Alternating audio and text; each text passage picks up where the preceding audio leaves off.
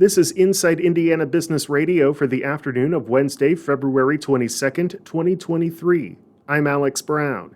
Columbus-based Cummins has filed a registration statement with the U.S. Securities and Exchange Commission for a proposed initial public offering for its filtration business, Atmus Filtration Technologies.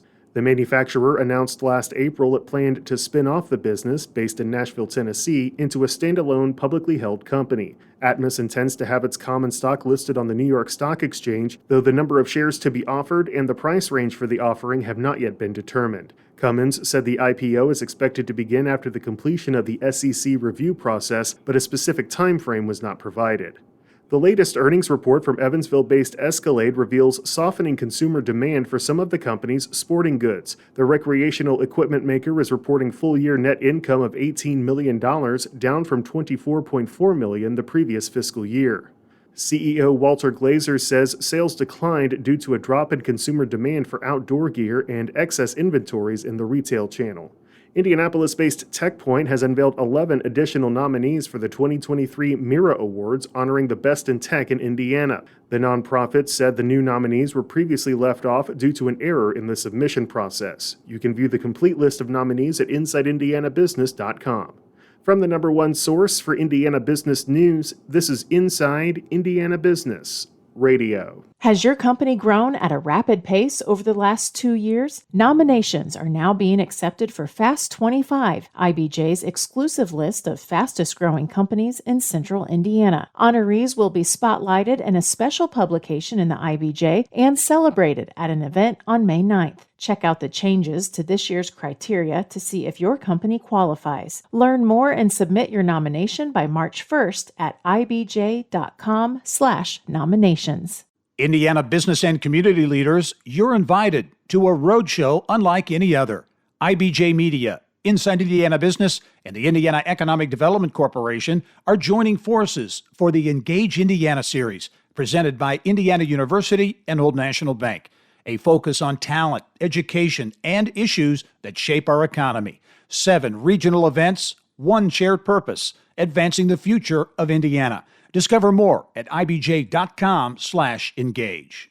The town of Merrillville may be enacting a 1% food and beverage tax to help pay for an expansion of a community center, but it needs state lawmakers to approve the tax. IIB's Wes Mills has more. Our partners at the Times of Northwest Indiana report the Senate Tax and Fiscal Policy Committee voted 12-0 in favor of legislation authorizing the town council to enact a food and beverage tax. Town officials want to construct an 18,000 square foot expansion to the 84,000 square foot Dean and Barbara White Community Center. Supporters of the tax say growing the facility will allow to add more basketball and volleyball courts to host tournaments and other sporting events. Council President Rick Bella said the projected cost of the expansion is $6 to $8 million because the footings of the expansion were put in place at the same time as construction on the original building.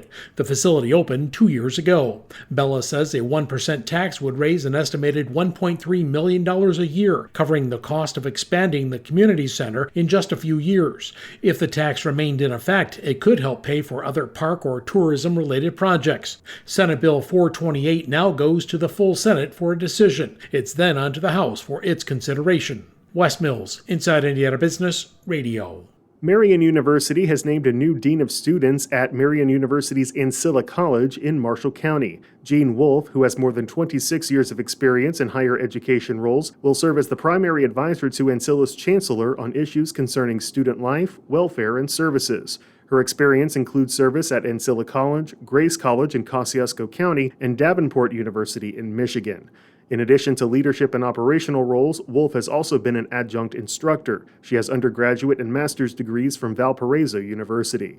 A century-old theater in downtown Terre Haute is under new ownership. Terre Haute businessman Greg Gibson has donated the Indiana Theater to the Vigo County Capital Improvement Board, and the venue will operate as a first-run movie theater. Daily operations will be managed by KJB Theaters, which also operates the Moonlight Drive-In in Terre Haute, as well as other theaters in Bloomington, Linton, and East Central Illinois.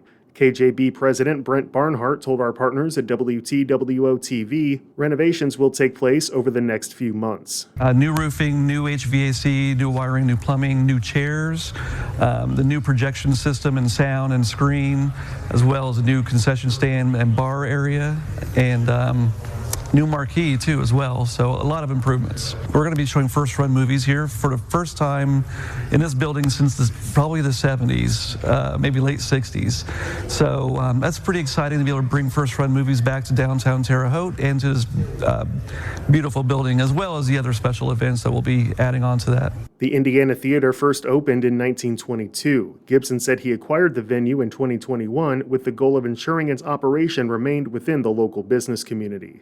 Congressman Andre Carson is this week's guest on the Business and Beyond podcast with Gary Dick, presented by PNC, a weekly conversation with high-profile Hoosiers in business, sports, and entertainment, and beyond. Available now from your favorite podcast provider. I'm Alex Brown for Inside Indiana Business Radio on Demand.